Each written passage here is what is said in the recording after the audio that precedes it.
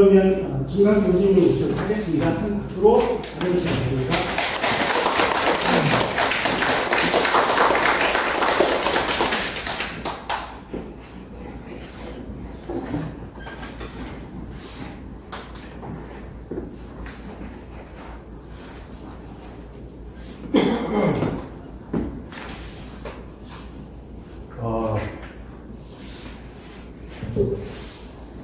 제 목소리 잘 들립니까? 네. 박민관 씨? 네. 당신 나는 어떻게 누군지라는 우리 소개를 그렇게 이상하게 해요? 응? 사실 금방 소개한 것을 포함되지 않는, 그러나 내가 굉장히 자랑스럽게 생각하는 경력이 있습니다. 저는 고등학교였고 목판장수였습니다. 저는 국민학교도 졸업 못했고 중학교도 졸업 못했고 대학 서울대 1학년 들어갔지만은 1년 만에 휴학을 해서 12년 반 만에 졸업을 하게 됩니다. 대학을. 이거는 환영하죠? 네. 그런데 굉장히 이제 그 얘기 뭐냐면 제가 굉장히 가난하게 살았던 뜻이죠. 굉장히 가난하게 살았는데 마침내 굉장히 돈을 많이 벌게 됐어요. 제가 아주 돈 많이 주는 회사에 취직을 하게 됐고 제 집사람도 열심히 일을 해서 돈을 굉장히 많이 벌어서 과거에는 늘 술을 얻어먹고 친구들한테 술을 얻어먹는데 술도 사주게 되고, 그런데 그때 제가 다 때려치고 유학을 결심하게 됩니다. 왜? 바로 부조리 사상.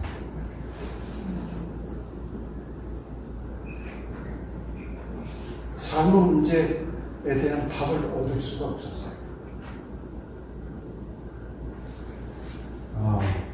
그리고 제가 첫 작품, 제가 쓴 첫 책이 둥근 사각형의 꿈이라는 건데, 이 둥근 사각형이 뭡니까?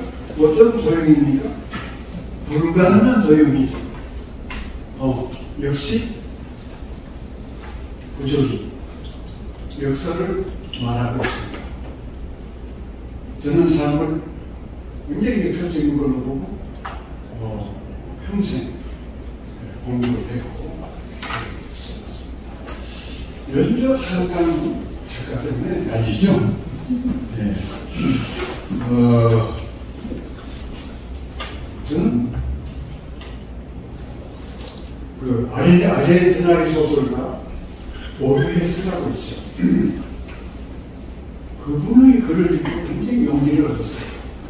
그분이 시와 소설을 많이 쓰시고 굉장히 정말 현대 문학계에서 가장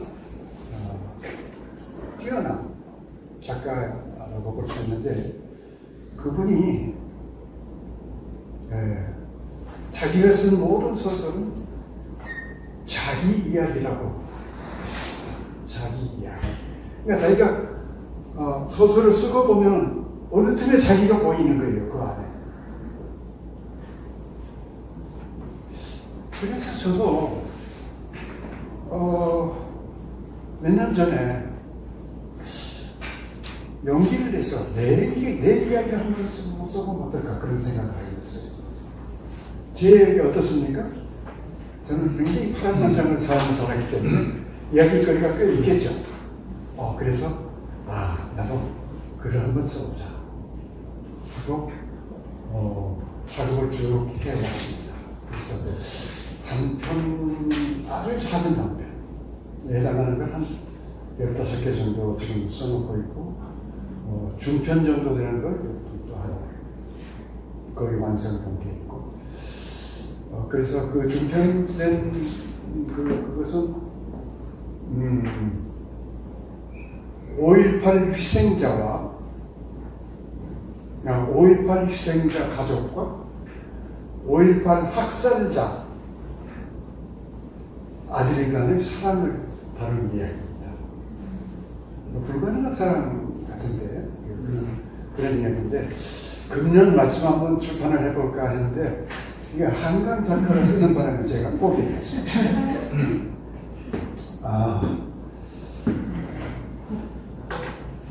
한강 작가가 뜨기 전에 이제 부조리에 관해서 강의를 해달라는 얘기 듣고 강의 준비를 하다가 문득 또 부조리로 소설 한번 써보면 어떨까? 그래가지고 책상을 하나 했어요. 한 청년이, 그러니까 부조리 사상에 깊이 빠진 청년이, 물론 철학 공부했습니다. 무엇을 할까? 무엇을 하면서 할까? 부조리 사상을, 부조리성에 함몰된 사람은 어떻게 살아야 될까? 바로 우리 주제죠. 그걸 놓고 고민하다가 고대 철학자 데모크리투스라는 철학자가 아시겠지만 원자론, 현대과학 원자론을 쓰거든요. 그 양반은 웃는 철학자입니다. 왜 웃느냐? 사람들이 하도 자기들 보면 웃으니까 히포크라테스 의학자, 그 양반한테 심판을 해달라고. 저 사람 미쳤으니까 한번 진단을 해달라고. 그래서 히포크라테스가 이제 데모크라테스로 면담을 했어요. 면담을 했더니 뭐라고 말하냐면 이 부조리한 세상을 아주 아무 문제 없다는 듯이 잘 살아가는 사람들이 내 눈에는 참 웃겨 보인다. 그러니까 히포크라테스가 당신 말이 옳소. 이 사람을 고받은 당신들이 다 틀렸어. 그렇게 대답을 했어요. 저는 그 청년은 좀 달리 생각합니다. 만일 대다수 사람들이 부조리 사상을 가지고 있으면 어떻게 됐어요? 세상 돌아가겠어요? 저 밖에서 일하는 모든 전부 다 여러분처럼 부조리 사상에 대해서 궁금해하고 그러면 아마 사회는 돌아가지, 세상은 돌아가지 않을 겁니다. 그래서 디오게네스를 따르기로 했어요. 어느 날 그 디오게네스가 살던 압둘라 지방에 전쟁이 벌어졌어요.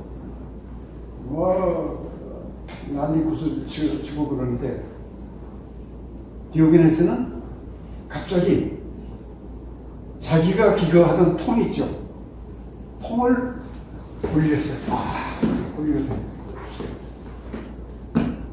그러니까 당신 왜 통을 굴립니까? 물어봤더니 다들 저렇게 열심히들 살고 있는데 나도 뭔가 해야 되지 않겠습니까? 이렇게 돼요. 그래서 이 청년은 바로 이거라. 이 청년은 어떤 청년입니까? 제가 쓰려고 하는 소설의 주인공입니다. 그 청년이 은행 가서 청구에 1억 원을 인출하려는 청구서를 내고, 그러니까 직원이 보니까 10,000원밖에 안 들어있어요. 지금 잔고가 없으면 아마 입금이 안 됐나 보죠? 이렇게 말합니다. 그런데 이 청년은 매일 그 청구 아가씨를 지나가서 1억 원짜리 청구서를 내립니다. 근데 그 다음 얘기는 이제 제 글이 나오면 주시죠. 자,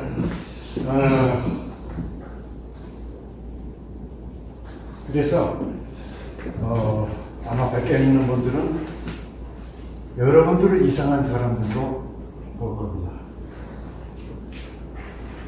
그러나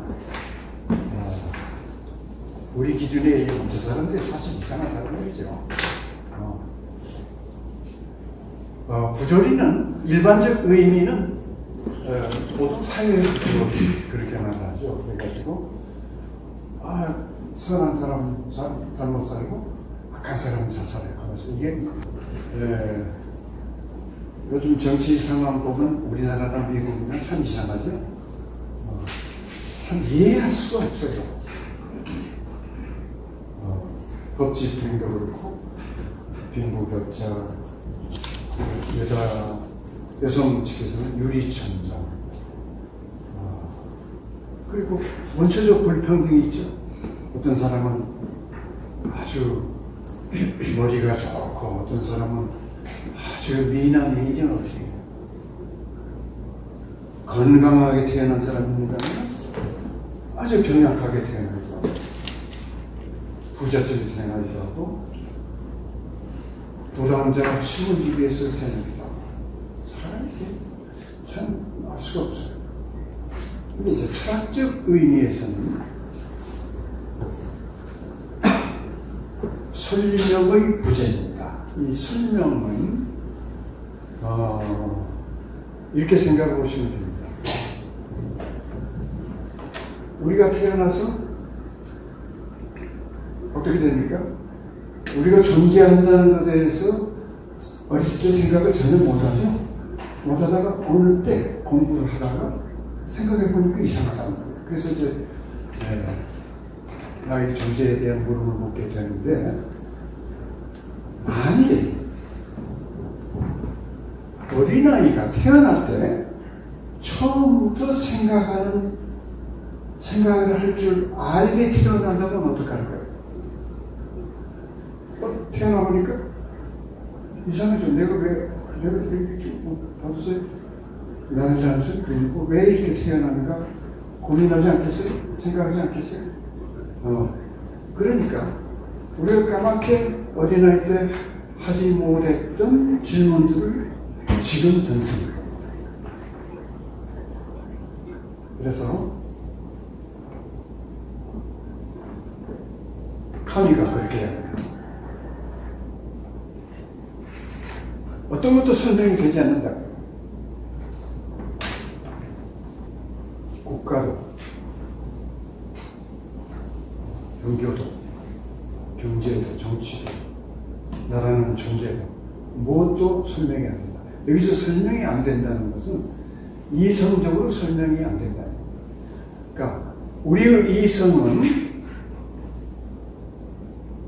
존재하는 모든 것이 설명되기를 원해요. 이성은 요구해요. 그러나 우리의 이성은 그 요구에 답하지 못합니다. 딜레마죠. 무의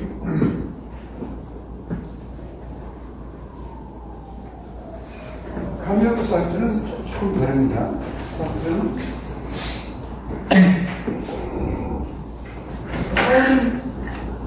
것에 의미가 없다, 필연성이 없다, 이렇게 생각합니다. 그래서 모든 것은 다 공연한 것, 구토. 그래서 바닷가의 조약들을 보고도 구토를 느낍니다. 여러분들 텍스트는 읽어보세요. 나중에.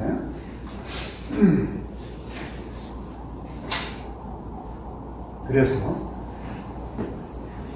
어떻습니까? 인간은 고대 시대는 신화의 시대죠. 그리고 중세는 어떻습니까? 중세는 로마의 멸망부터 언제입니까? 종교 개혁 때까지 한 1000년 동안 기독교의 시대였죠. 종교의 시대. 그때 이제 철학이 신학의 신여라는 말을 들을 정도로 기독교를 정립시키기 위해서 많은 역할을 했어요. 예를 들면 기독교의 삼위일체라든가 뭐 그런 사상들, 그런 악의 문제, 그 다음에 그 성경을 지금의 성경으로 만들기까지 작업, 그런 것들을 철학자들이 다 했어요. 그런데 근세에 들어와서 어떻게 됐습니까? 그 신을 청산하고 데카르트가 뭐라 했습니까? 진리, 그러니까 신 대신 진리를 추구하게 되죠. 그러니까 꼭 신이 아니라 진리. 그래서 신에 대한 사랑을 진리에 대한 사랑으로 바꾸고, 그 다음에 18세기에 와서 어떻게 됐습니까? 과학주의. 19세기에 들어와서 이제는 완전히 인간 중심주의. 현대는 포스모더니즘, 등등 완전히 이 세계는 신도 없고 준신적인 것도 없는 그런 세계가 되죠. 그런데 이 기독적인 전통에 지금 얘기하는 건 이제 서구적인 기준이니까 이해를 그냥 해주시까. 기독교적인 전통이 늘 말했던 건 이 세계는 신의 창조물이니까 신이 왜 세계를 창조했는지, 왜 인간을 창조했는지 그 뜻을 아는 것이 굉장히 중요한 연구거리였어요. 그래서 그것을 본질이라고 했어요. 본질. 신이 부여한 본질, 세계의 본질, 인간의 본질을 알아야 된다. 그래서 그 본질에 따라서 인간이 사는 것이 올바로 사는 것이고 행복하게 사는 것이다. 그렇게 알려졌는데 사르트르가 뭐라고 그래요? 실존은 본질에 앞선다. 그렇게 얘기해요. 자, 그 말은 무슨 말이냐? 본질이 처음부터 주어진 것이 아니라 인간은 그냥 살기 시작하고 살면서 자기의 본질을 만들어 간다. 그런 거예요. 그러니까 인간은 완전히 자유죠. 인간은 자기의 본질을 만들어가는 주체가 되는 거죠. 자, 포스모더니즘, 옛날 옛적에 우리는 눈에 보이는 세계 밖에 있는 어떤 것을 숭배할 필요가 없겠다. 17세기부터 시작해 우리는 신에 대한 사랑, 진리에 대한 사랑으로 대치하고자 했으며 과학에 의해 묘사된 진리를 준신적인 것으로 취급한다. 18세기 말부터 시작하는 우리는 과학적 진리에 대한 사랑을 우리 자신에 대한 사랑으로 대체한다 했고, 우리들 자신의 심오한 정신적이고 시적인 본성을 숭배하고 그것을 또 하나의 준신적으로 취급합니다. 블루멤버그, 니체, 프로이트, 그리고 데이비슨에게 공통된 생각을 우리가 제안하는 바는 우리가 더 이상 어떤 것도 숭배하지 않는 지점, 즉 우리가 아무것도 준신적인 것으로 취급하지 않으며 우리 언어, 우리의 양심, 우리 공동체 모든 것을 시간과 기회의 산물로 이게는 그런 시장에 도달해가고 있다.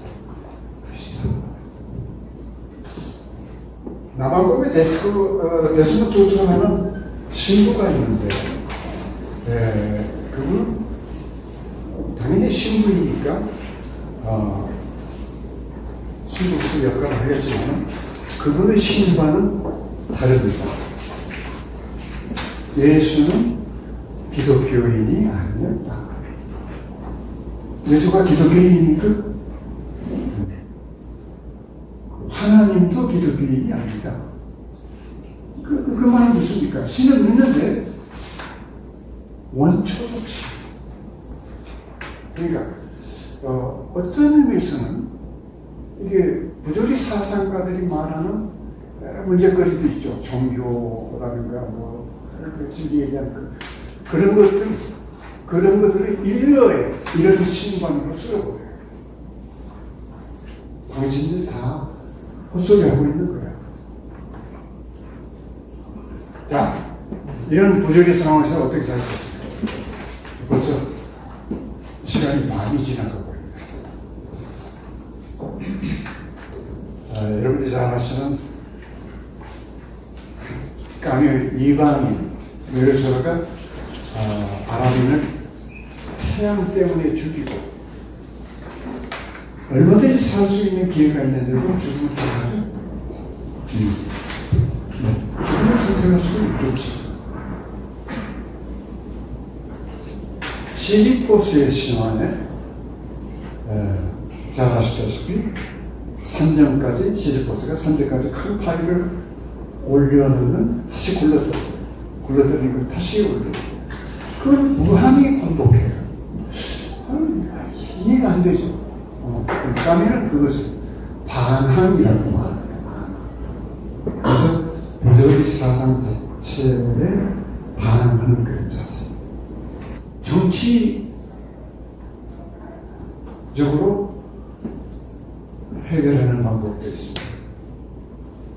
도스토옙스키 까라마조프 형제들은 대신문관이라는 챕터가 있습니다. 거기에서 이태리에서 수백 명을 화형시킨 그 현장에 예수가 나타납니다. 그리고 대신문관이 예수를 체포해가지고 꺼지라고 합니다.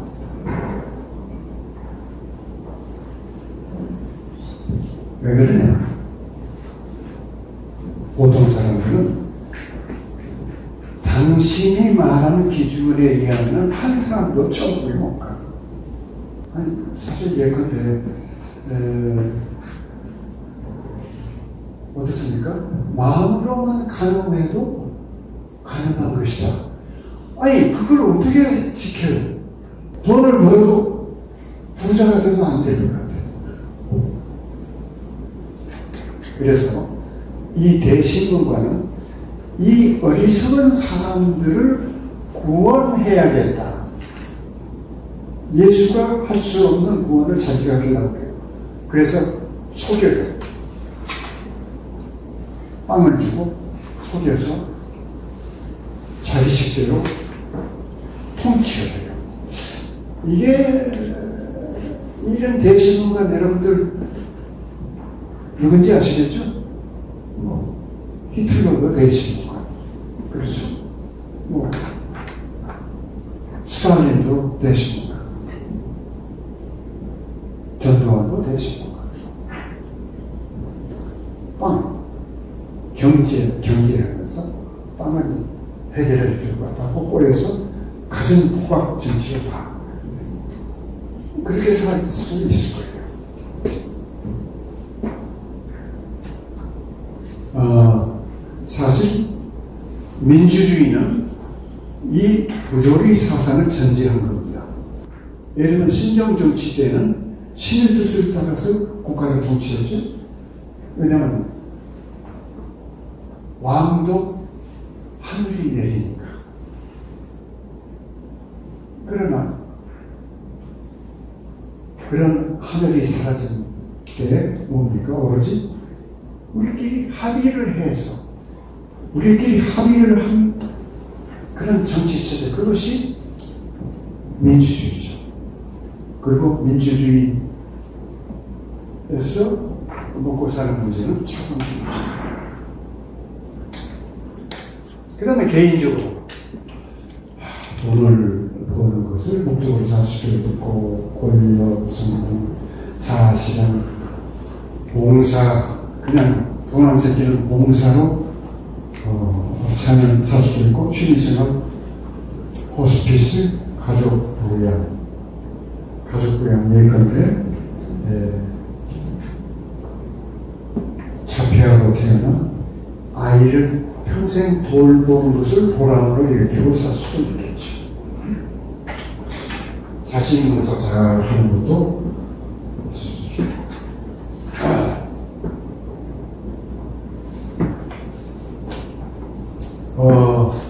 그리스인 조르바.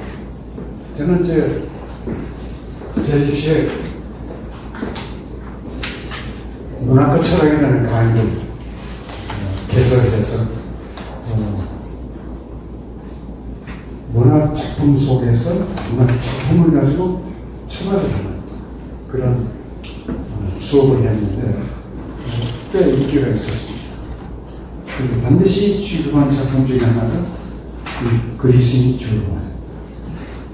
학기 말이면 강의 평가를 하죠. 근데 그동안 우리가 다뤄본 인물들 중에서 누가 제일 좋으냐 하면은 다 죽어버려요. 특히 여학생들은 많이 많고. 그러니까 왜 그랬어요? 조르바는 완전한 자유인입니다. 조르바 하면은 외색을 탐하는 그런 쾌락주의자. 이건 큰 오해입니다. 자유인. 국가로부터 자유. 국가 인정 안 해요. 종교 물론 인정하고 이성도 인정하지 않아요. 자유롭게 자기 마음대로 살아요. 자신이 있으시면 한번 그렇게 살아보세요. 아주 바람직한 그런 이런데 그리스인 조르바를 번역을 하던 분이 계셨는데 번역을 중단했대요. 왜? 자유인이 되기 위해서. 자, 많은 분들이 신앙으로 부조리 문제를 해결하려고 할 수도 있습니다. 근데 신앙을 하도 방법이 많아요. 우리 거의 45%가 신앙인이라고 그러죠. 과학자들이 45%가 신앙인이다. 실용주의는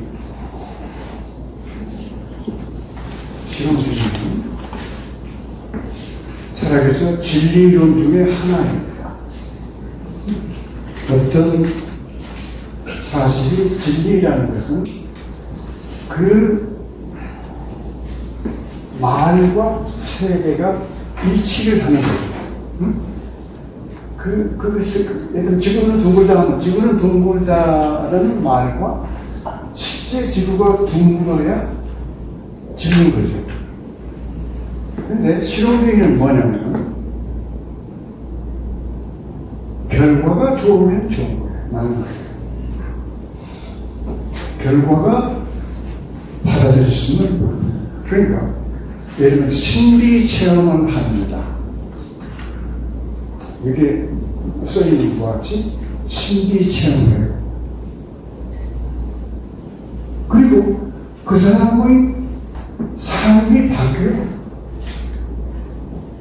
어때요? 결과가 좋잖아요. 그런 종교생활도 있을 수 있어요.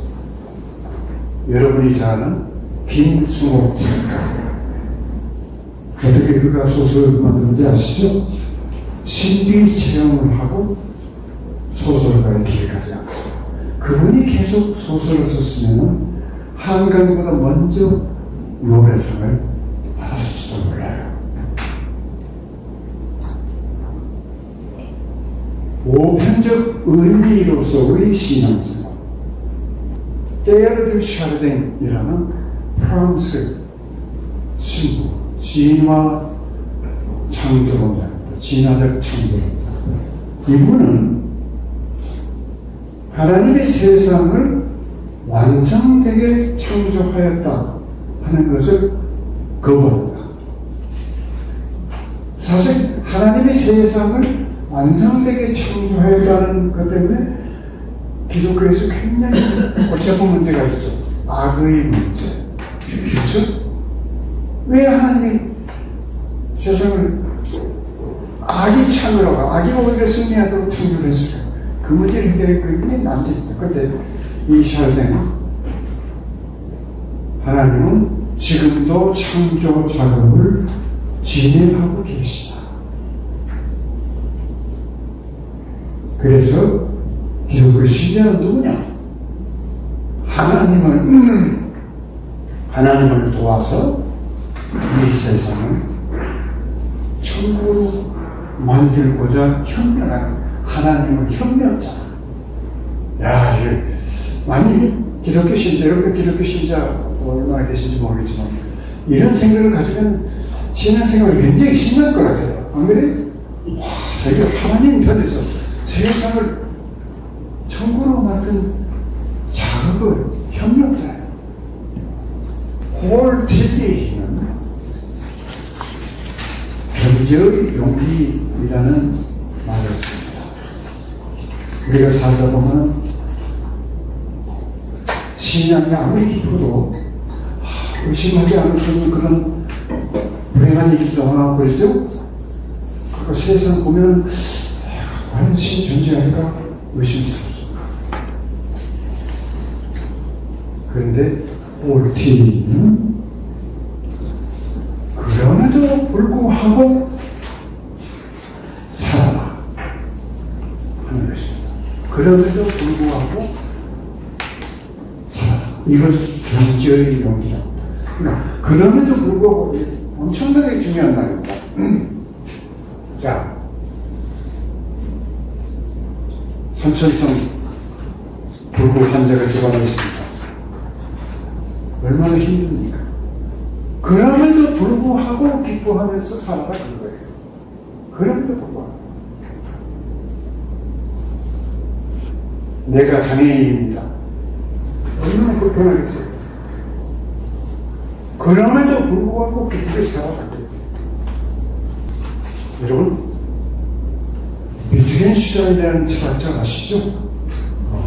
논리 철학 연구라는 책으로 20살 때 벌써 케임브리지 대학의 교수가 될 수 있는 길을 갈 수 있었어요. 아버지가 오스트리아 철강 왕이었습니다.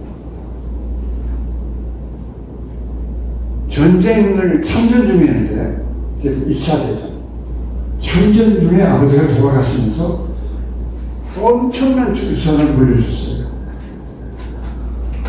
그런데 그 유산을 전부 친척, 친지, 예술가들, 작가들한테 다 나눠줬습니다. 그리고 자기가 완전히 빈털터리가 되어가지고서 대학 교수가 가는 길을 가지 않고 초등학교 교사가 되는 길을 간 사람입니다. 물론 나중에는 다시 돌아옵니다. 다시 자기가 철학에서 또 할 일이 있다 해서 다시 돌아서 캠브리지 대학 교수가 됐는데, 버트란 러셀이라는 그 유명한 철학자, 버트란 러셀은 여러분이 잘 아시는 그 영국의 아주 유명한데 어느 정도로 유명하냐면 철학자로서는 최초 그리고 유일무이하게 노벨 문학상을 받을 정도로 글을 잘 쓰는 분이었어요. 그분이 비트겐슈타인이라는 평가하기를 뭐라고 하냐면, 비트겐슈타인은 나에게 학생으로 와서 동료가 되었고 나중에 나의 스승이 되었다. 이 정도로 유명한 철학자예요. 이 철학자가 보세요. 뭐라고 말하는지. 신앙이란 나의 사변적 오성이 아니라 그게 내 생각도 이성적으로가 아니라 나의 가슴이 나의 영혼이 필요한 것에 대한 신앙이다. 왜냐하면 나의 추상적 정신이나 나의 영혼 그 고통과 더불어 말하자면 그 육체와 피와 더불어 구원받아야 하기 때문이다. 이렇게 합니다. 신을 믿는다는 것은 삶의 의미에 관한 문제를 이해한다는 것을 뜻한다. 신을 믿는다는 것은 세계의 사실들이 문제의 끝이 아님을 안다는 것을 의미한다. 신을 믿는다는 것은 삶의 의미를 가지고 있음을 안다는 것을 말한다. 그리고 기도를 해요. 신이 나를 깨닫게 하기를 합니다. 나는 하나님의 본래이다. 그러나 신을 통하여 나는 인간이 된다. 신이 나와 함께 있기를 빈다. 아멘. 제가 가장 좋아하는 신앙의 자세이기도 합니다. 자, 이제 우리 결론을 해봅시다.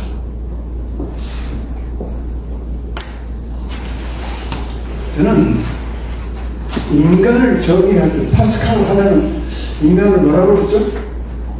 파스칼 생각하는 갈대 이렇게 말이죠. 그런데 저는 이제 생각하는 갈대라는 그런 인간에 관한 정의보다도 이걸 좋아합니다. 인간은 모든 사물의 지표이며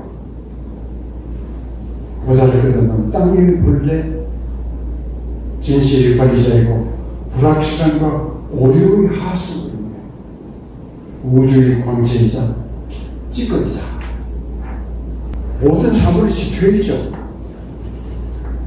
그렇죠? 언어, 무엇보다 언어의 의미. 현대인이 가장 중요한 시간도 잠깐 이제 이한국 교수님 오셔서 내가 각주로 내가 합니다. 제가 연극도 썼어요. 몰랐죠? 붉은 뺨을 찾습니다라는 연극을 써서 장안에 화제가 되어가지고 KBS 제2방송에서 녹화 중계까지 했어요.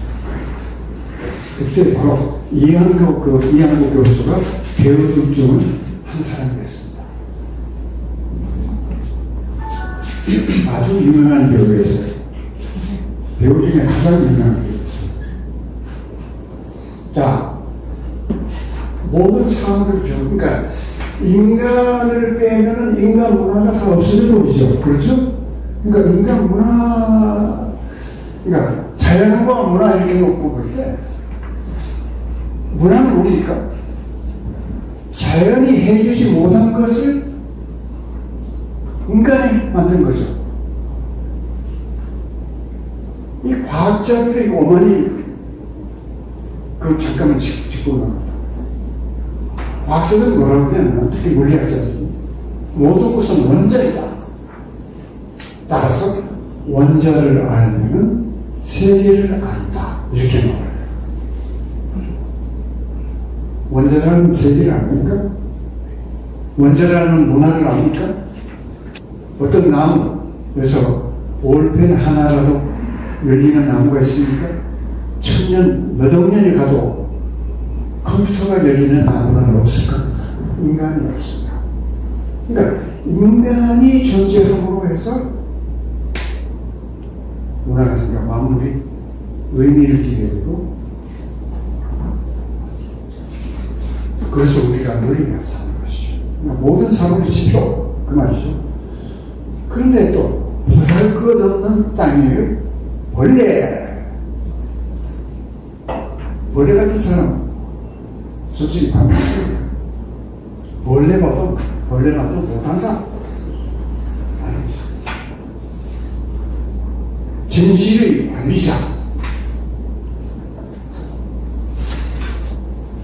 불확실함과 오류의 하수, 제가 논리학 비판적 사고라는 책을 쓴 지 지금 34년이 되었습니다.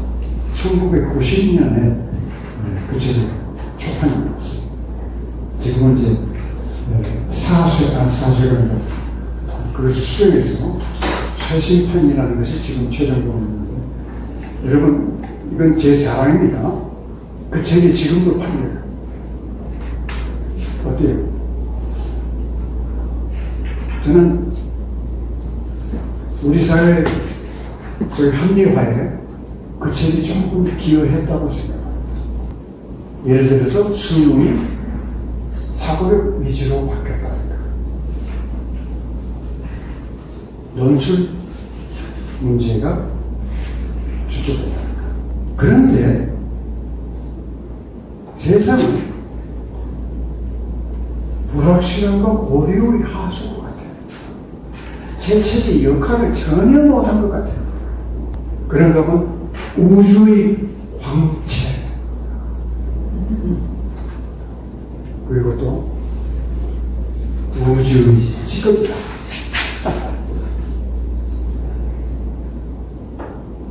한강 작가의 말이 생각이 납니다.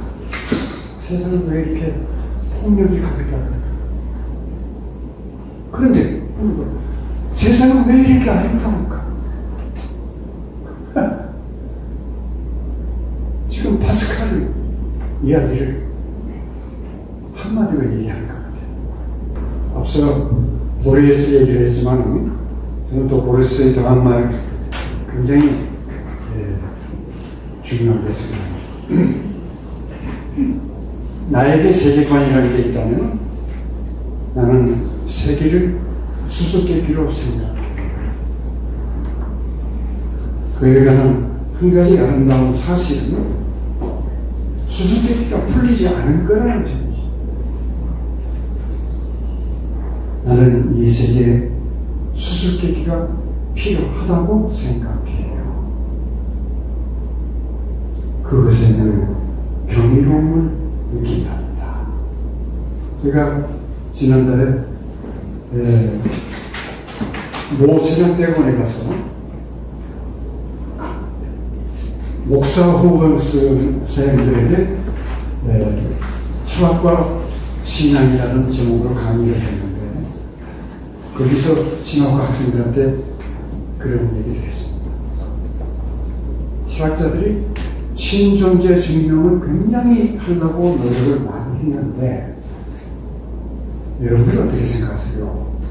신의 존재가 증명되면 좋겠습니까? 안 되면 좋겠습니까? 여러분들 어떻게 생각해요? 신의 존재가 증명되면 좋겠다. 손 한번.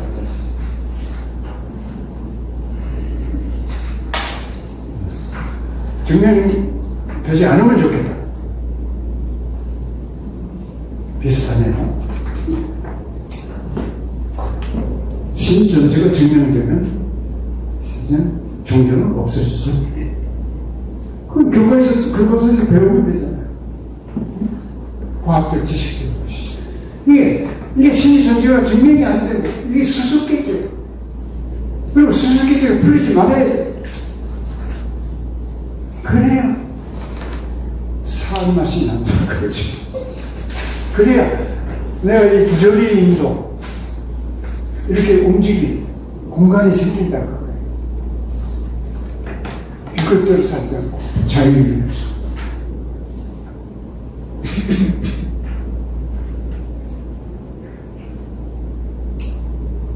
자, 제가 질문을 하나 던졌습니다. 가장 불가사의한 수수께끼는 무엇일까요? 인간. 오늘 제가 그렇게 말했습니다. 무엇이 존재한다는 것. 굳이 인간이 아니고 도대체 무엇이 존재한다는 것이 가장 신비롭고 불가사의한 수수께끼다. 저는 제가 박사학위 논문 두고 했지만 그동안 한 몇 년 전부터 물리학을 조금 공부를 했습니다. 왜? 양자역학을 알지 않으면 시대 뒤떨어질 것도 같고, 그 다음에 제가 과학자들이 하도 인간의 정신조차도 원자로 설명하려고 하기 때문에 도대체 이게 뭐길래 그러나 하고 이렇게 공부를 했는데, 큰 소리는 치지만 역시 아직도 과학은 답변을 할 수가 없습니다. 아직 과학은 완성되지 않았어요. 다시 말해서 어떻게 흙에서 또는 원자에서 인간의 정신이 나왔는가, 이걸 설명 못해요. 그냥 나왔다 그렇게 말을 하는 거예요. 진화론 쪽으로 나왔다. 어떻게 나왔냐? 대답 못해요. 저는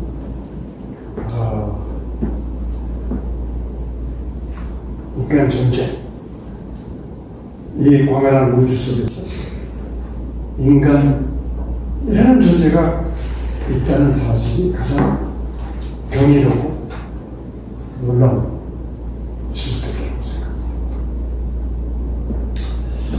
생각합니다.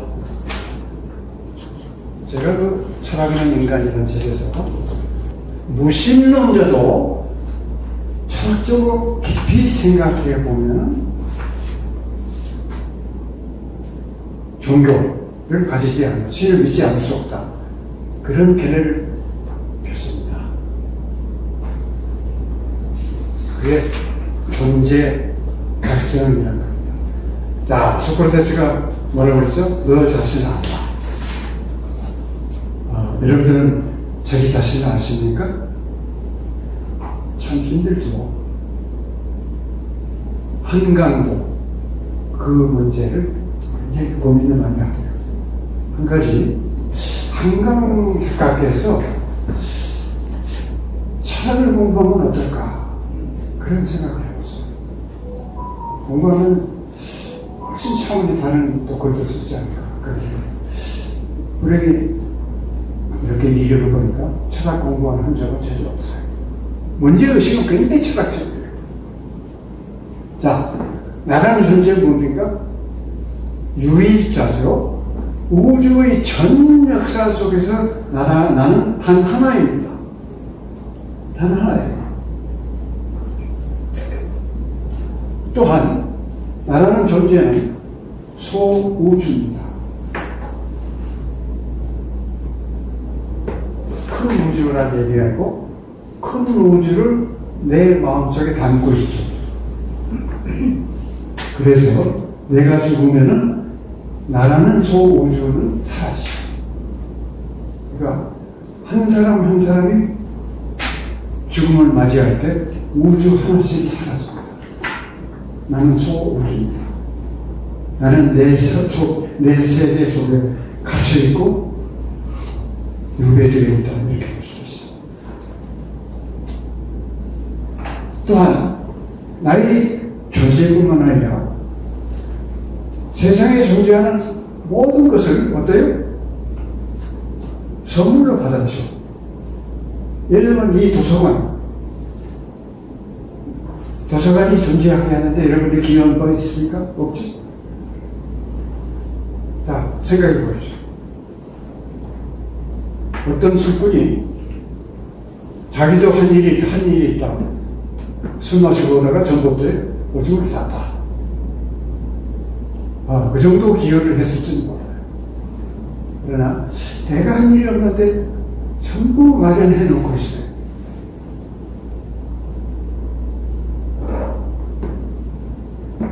저는 분당에 한번 산 적이 있었는데 공원이 참 좋습니다. 그 공원을 내 것도 아닌데 내 것처럼 쓸 수 있는 게 얼마나 큰 부자입니까? 그런가 하면 내가 내 삶을 한계는 있겠지만 비교적 자유롭게 만들어가서 자율적 존재하는 것. 자, 적어도 이 정도면은 어떻습니까? 나라는 존재가 뭐 소중한 존재다. 굉장히 소중한 존재다. 그런 생각이 들죠. 소중한 존재라면은 소중하게 대접을 해야죠. 내가 나를 대접을 해야죠. 소중하게 대접을 해야죠. 자, 질문 있으면.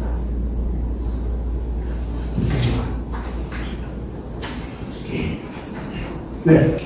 제목이 부조리를 어떻게 극복할 것인가인데, 마스터의 씨가 이렇게 들으니까, 그거는 극복할 무엇이 아니고, 극복될 수 있는 무엇이 아니고, 그걸 받아들이다 말까. 그런 대상, 그런 것이라는 그런 취지로 들리는데, 그렇게 말하는 게 맞을까요? 스피커가 좀 울려서 정확히 알아들 수는 없었는데 대강 이런 취지 같아요. 부조리를 어떻게 극복할 것인가 하는데 지금 사례들 보면 극복의 사례가 아니지 않을까 그거죠? 네, 그렇게 들립니다. 네, 그런 뜻이죠. 그러면 선생님께서는 부조리를 극복한다는 할 경우에 어떤 대답을 기대하세요? 그걸 전혀 감 못하고 있는 이 자리에 나오는 겁니다. 한다는 사람들이 답을 모를 때 제가 알겠습니까? 위대한 사상가들이 못하고 있어요. 그리고 보레스가 말하잖아요. 이 수수께끼가 풀리면 안 된다고요.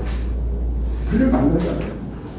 어떤 것이 그게 극복한다는 것이 아니 답을 아는 것은 우리 존재의 의미를 안다는 것을 말한다면 그것은 마치 진리로서 우리가 받아들일 만큼의 정도로 아는 것이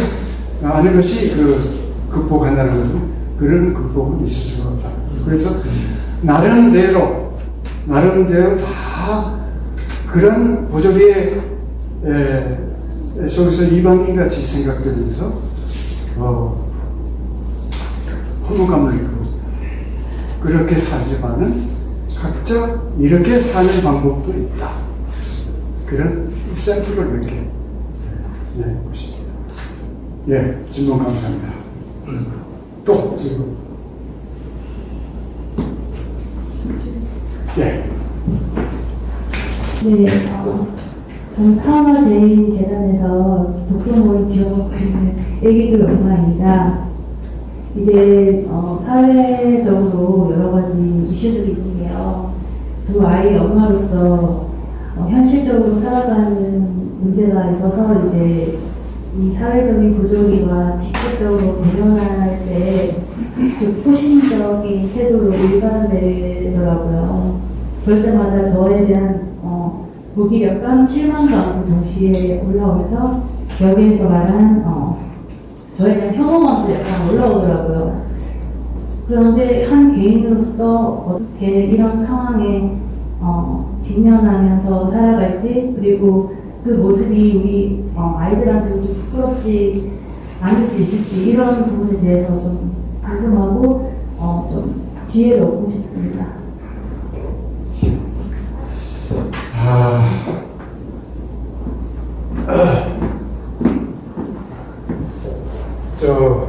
질문을 요약하자면 이렇습니다. 이런 철학적인 부조리지만 사회 자체가 너무 부조리하게 돌아가는데 너무 무력하단 말이에요. 그래서 좌절감을 느낄 수도 있고 또 자식한테도 부끄럽고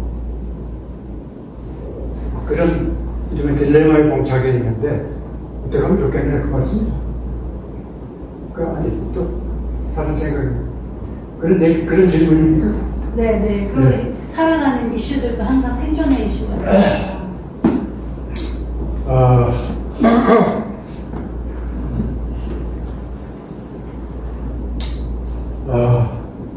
제 친구들은 저를 빨갱이라고 합니다. 고등학교 동창 정도가 저를 빨갱이라고 하면은 그나마 이해할 수 있었는데, 철학과 나온 철학과 동창생들도 저를 빨갱이라고 합니다. 물론 다는 아니죠. 다는 아니지만, 제가 이제 진보적인 생각을 가지고 있기 때문에 붙인 이름입니다. 처음에는 굉장히 힘들었어요. 싸웠어요. 그래서 한 신공하면 완전히 의지를 했어요. 그런데 지금은 포기했어요. 포기하고 나와 생각을 나눌 수 있는 친구들이 있다는 사실에 위안을 얻습니다. 그래서 저는 이제 몇 개의 독서 모임도 갖고, 거기에서 저하고 생각이 같은 사람들이 어떤 책을 또 공유하면서 하고, 그 정기적으로 만나는 친구들이 있습니다. 그리고 이제 그 사람들이 불쌍해요. 그러니까 오류와 우매성과 오류를 하수 불쌍해요. 오래하기도 해요.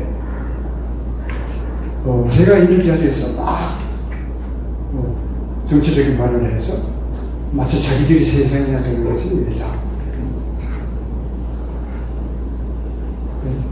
하도 많이 그러니까 이제 익숙해지도 않고. 한 가지,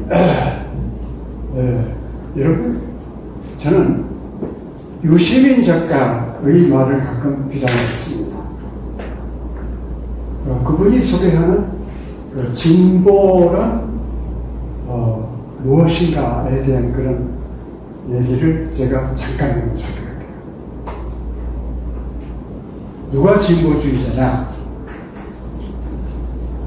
이게 좌파적인 생각을 가지고 진보주의자냐?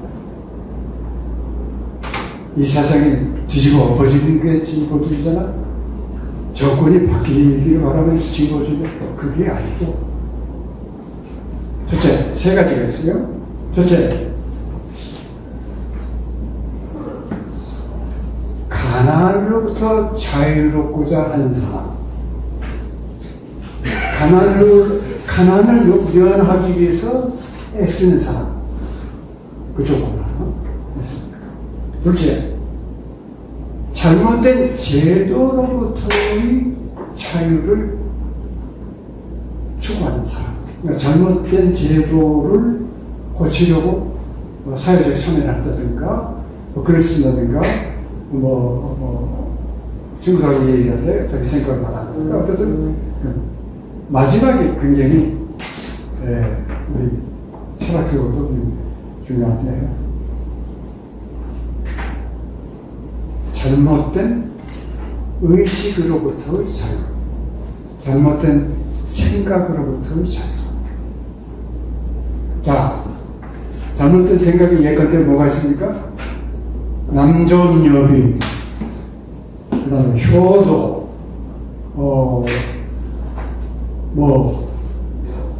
언젠가 방송에 나와서는 박근혜 전 대통령이 사정에서 밖으로 나왔을 때 한 여자가 거기서 큰 죄를 올려서 왕이라고. 그러니까 왕으로 생각해. 대통령은 왕으로 생각한다. 잘못된 생각으로부터의 자유. 아랍계와 이스라엘계, 무슬림 쪽과 기독교계가 얼마나 많이 싸웁니까? 그래서 지금도 전쟁이 일어나고 있죠.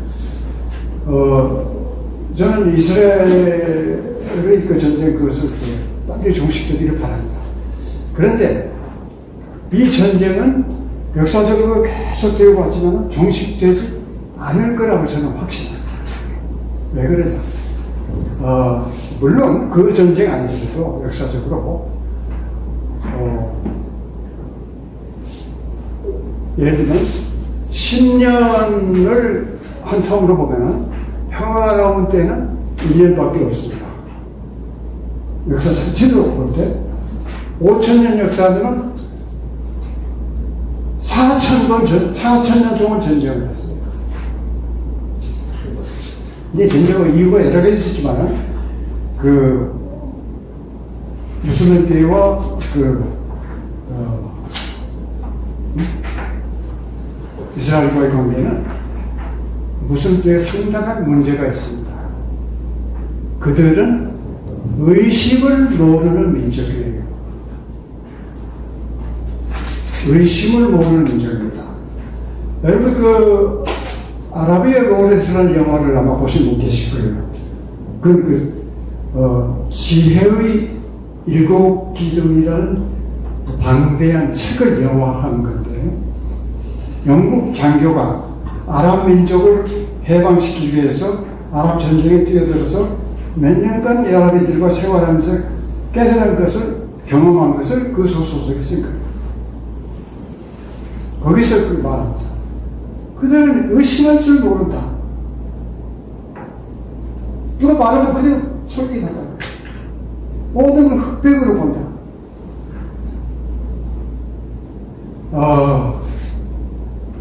한번에 기독교 쪽으로 어떻습니까? 끊임없이 의심을 하죠. 데카르트를 비롯해서 끊임없이 의심을 했어요. 그래서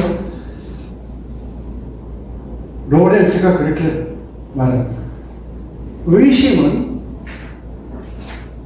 인류의 멸류관이다. 인간이 인간되게 하는 것, 인간의 발전을 가져오는 것, 그래도 좋은 생각을 조금씩 만들어가는 것, 그것이 의심 때문이다. 근데 의심은 안 해요. 호라는 믿어요. 그냥 무조건 그것만 믿어요. 그걸 의심하시면, 기독교 쪽에서 얼마나 성경을 의심합니까? 됐으면 듣기만 해도 그렇잖아요. 예수는 그리스도이 아니다. 그 의심의 밑바탕 위에서 의심할 수 없는 것을 찾아 나선 역사가 서구 역사입니다. 그러니까 아랍 사람들이 그런 신앙, 그런 사고방식을 벗어나지 못하면 절대로 전쟁이 끝나지 않습니다. 그냥 세상을 그렇게 봅시다. 우리 입장에서 그래요. 우리는 어떤 의미에서는 위에서 아래를 내려다보죠. 그러니까 위에서 아래를 내려다보는 기분으로 세상을 본다는 정도로 만족을 하자고요. 세상이 이렇게 나쁜 건 됐고, 왜 세상 일어나는 일이 있어. 일어날 일이 일어나니까, 그게 속설지.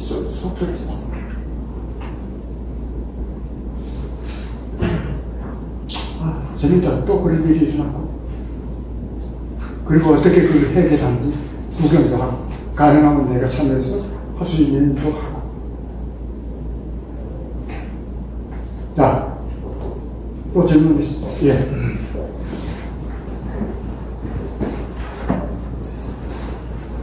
저도 교수님의 오늘 주제가 저를 이끌게 했어요. 멀리서 왔는데,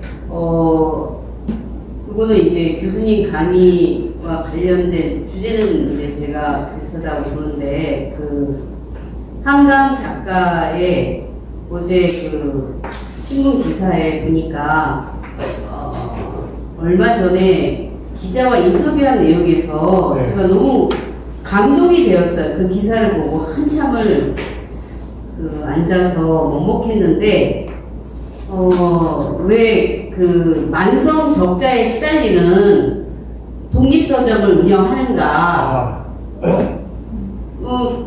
운영할수록 적자라는데, 한강 작가가 뭐라고 답했냐면, 대형 서점이나 온라인 서점에서는 판매 부스로 책이 진열되고, 굉장히 괜찮은 책들인데, 주목받지 못한 것들, 그거를 책방지기가 한마디 이제 책에 대한 논평을 좀 써놓으면, 독립서점 앞에 이렇게 전시돼. 그러면 독자들이 와가지고, 그거를 보고, 관심을 갖는다는 거죠. 그래서 독립서점을 운영하는 거고, 그 다음에 이제 코로나 팬데믹 상황에서는 정말 힘들어서 3개월 문을 닫았다 그래요. 그러면 주변에서 3개월씩 문을 닫으면서 이거 실패한 거 아니냐라고 얘기를 했을 때 자기 스스로 이렇게 답을 했다 그래요. 제가 그 부분에서 감동이 돼 이렇게 같이 말씀드리고 교수님께도 이게 삶의 부조리와 관련됐다고 저는 느껴서 말씀드리고 싶었는데요. 내가 지금 하는 게 실패라고 자기는 표현하지 않는다. 이거는 어느 날 내가 지금도 하고 있는 일이 언젠가 의미 있을 것이다 라는 가느다란 희망을 보고 자기는 운영하는 거지 단시적인 안목 멀리 보지 않고 근시안적인 안목으로 실패라고 표현하지 않는다. 그래서 이 작가가 정말 굉장히 작품도 우리 무거운 현대사의 주제를 가지고 해서 사실 읽기 쉽지 않은 책이었다고 저는 느끼고 있는데 인간에 대한 비슷한 연민, 약자에 대한 연민이 이 책방을 운영하는 것과 맞닿아 있구나. 그래서 저는 삶의 부조리, 경쟁의 논리로 밀려가는 대형 서점의 독립서점, 임대료 내기도 어려운 서점을 운영하는 작가가 삶의 부조리를 나름대로 이렇게 견디고 있는 것이 아닌가. 그래서 교수님께 이제 그 말씀을 제가 삶의 부조리는 극복된다기보다 제 입장에서는 하루하루 견디는 게 아닌가라고 여쭤보고 싶어요. 극복이 될까 싶어요, 선생님. 전적으로 동의를 저도 했습니다. 저 참 힘든 시간이 많았어요. 고생 정말 엄청나게 많이 했는데 지금은 그 모든 순간들이 다 반짝반짝해요.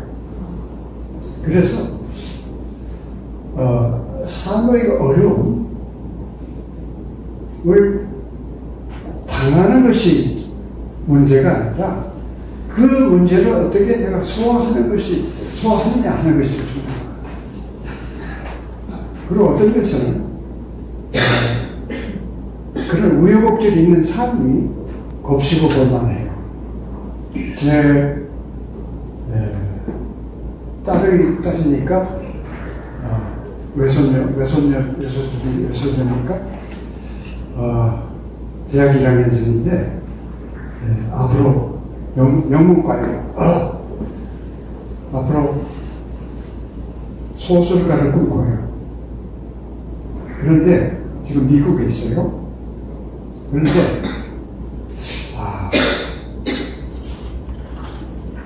지금 참 때가 좋은 때가 아닌데 그런 생각을 했어요. 왜냐하면 그 아이가 어쩔 수 없이 겪게 강난 신고가 없어요. 물론 엄청나게 전쟁이 터져가지고 난리가 나면 이제 그러지만 어쨌든 큰 문제가 던져지지 않으면은 큰 답도 안 나와요. 견디고 그것을 부정적으로 못 보지만 저는 그렇게 생각합니다. 고통과 슬픔도 에너지다 라고 생각합니다. 네, 마지막으로 한 분.